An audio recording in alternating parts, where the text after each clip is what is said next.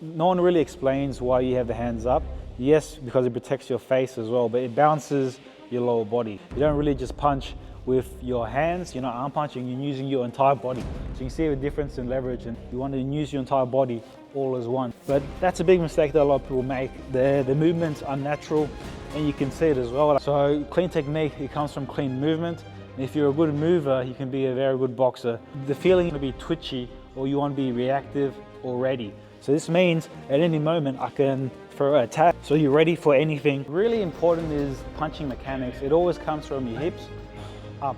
So your hips go first, and your arms. You're going to move to a stage where you feel like you can do whatever you want to do, and this is what you want, because practice does make perfect, but only perfect practice makes perfect. Welcome to Top Boxing. So this is going to be a home workout step by step, and the first thing is you have to learn as much as you can intuitively and understand what you can do by yourself and what looks good as well, because what looks good in boxing can also work really well in boxing from a functional standpoint, right? So the first thing is we're going to have the hands up, and this is because no one really explains why you have the hands up. Yes, because it protects your face as well, but it balances your lower body. So the human body, right, that's what you're using for boxing. You don't really just punch with your hands, you're not arm punching, you're using your entire body. So you can see the difference in leverage, and this is what you have to get down, right?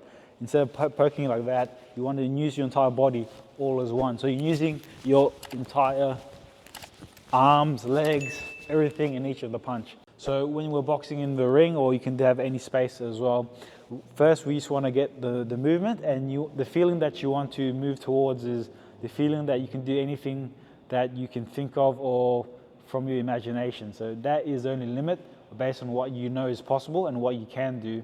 And this way, if you really want to compete or have combat experience, it's about getting to a real gym so you can test yourself in safe situations. But if you just want to hit the bags, train and learn how to box at home, then this is a really good start as well. But it's a bit more systematic, right? So it's a bit more for serious people. So the first thing we're working on is just having the hands up, nice and relaxed, and we're moving around just so we can roll in the punches. And all you're focusing on is just nasal breathing, right? So you're controlling your breathing through your nose. You can see how I am talking to you as I'm rolling in the punches. And the way punches work is it comes from your body and then the arms. So from your movement, your punches come out from your movement. Because even using your arms just to punch, it's very hard to do some head movement or some other movement as well. The feeling is you want to be twitchy, or you want to be reactive or ready. So this means at any moment I can throw an attack, I can pull back, I can do some head movements, so you're ready for anything. And you can see how I can still talk to you as I'm doing it. So clean technique, it comes from clean movement. And if you're a good mover, you can be a very good boxer.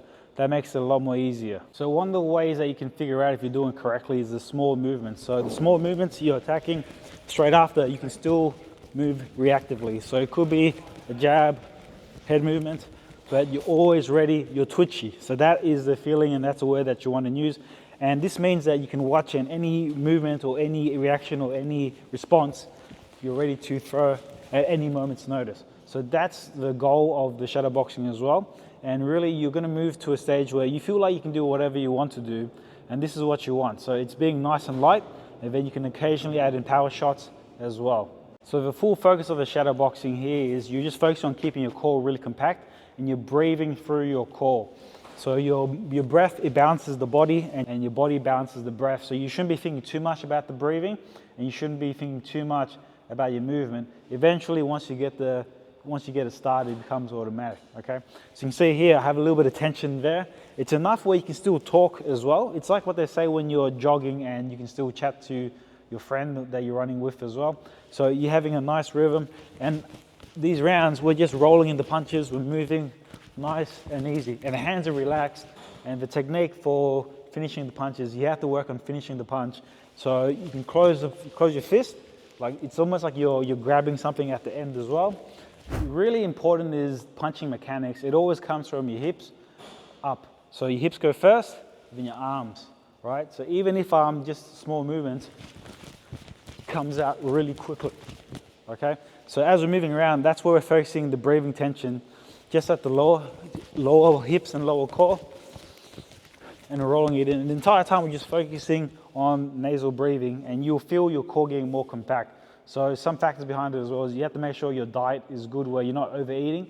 If you're bloated or you're distended at the abdominals, then you can't keep it nice and compact, because all the punches, there's no delay. So you see, as soon as I move my entire body, my shoulders go. Some people with the arm punching, you can see there's a delay in how they're punching as well.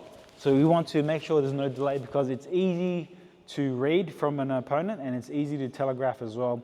We want all the punches to be quick, right? So if I'm throwing a quick punch like that, there's no arm involvement, my entire body's there, but it's my body first, sort of starting from my hips and my lower core, coming out. So that's how boxers can punch a lot quicker. Mike Tyson is inviting. And there was an uppercut. What a shot.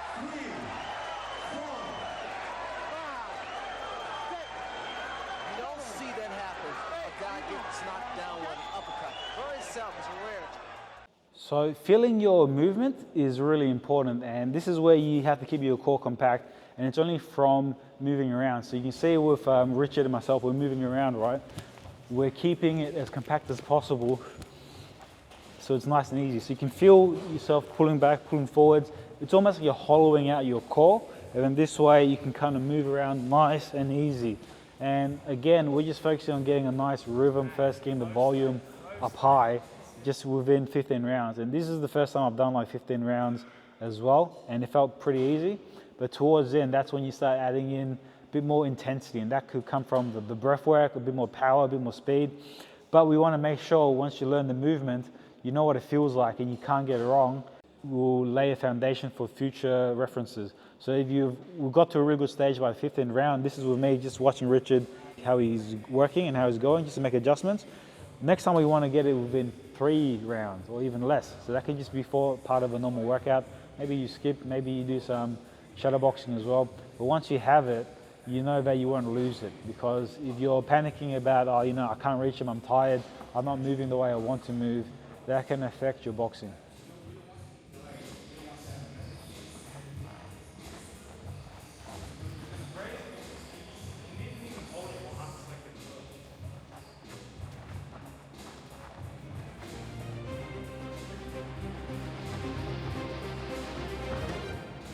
So straight away with the shadow boxing, we want to reduce the arm involvement as much as possible. So when we're punching, like you'll see the punching, and how you can tell that someone's arm punching is of a delay with their shoulders and how the body moves. So if they're punching and you can see it winding up, that means they're arm punching, and you can't sustain that for too long. And that's one of the biggest tells. So to reduce that, we start with just having your hands up nice and relaxed, shoulders relaxed, arms relaxed, hands relaxed as well.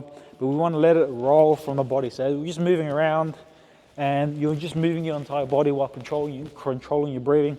You can have your fist solid as well, but eventually if you want to throw a bit quicker, it's always good to have just light tension in your hands, lightly clenched, but then you clench it or you close your fist on impact. Okay, so we're just moving around, rolling in the punches, and we want to make sure there's no delay. So we want to minimize this, okay, and we want to make your entire body move at the same time. So that's one of the biggest things with boxing and shadow boxing. So the goal of the shadow boxing today is all about feeling your entire core, moving your hands and your legs. So really the tension is focusing on the lower body and the upper body, and you want to balance that. That's why you pull your core compact. And even the way I'm moving now, right, I'm able to pull myself forwards, backwards, all with my arms, and even with my punches, I'm initiating it from my entire body. So you can see if the hand's lower, usually there's delay, but that's how you can move the punches a lot quicker as well. So that's what we're doing in shadow boxing. You'll be able to see it, right? You can see that each movement is not done by the hands or the legs.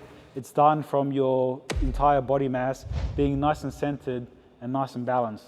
And that's how you can quickly pull out. That's how you can control the small distances that you need to control yourself in, because boxing is a game of inches. So you don't need to move too much. You need to move just enough, but you also have to have control and be ready on attack or on defense. So you have to be able to make the right moves when your opponent thinks you're not ready to move as well. So that's one of the greatest things about boxing. It just teaches you this self-control. So boxing is only hard if you don't learn, and if you learn the reason why, it's going to save you a lot of time from doing the same thing over and over again. without making any improvements. Because what happens is when you join a boxing gym, that's what a lot of coaches will expect. They expect you to figure out yourself.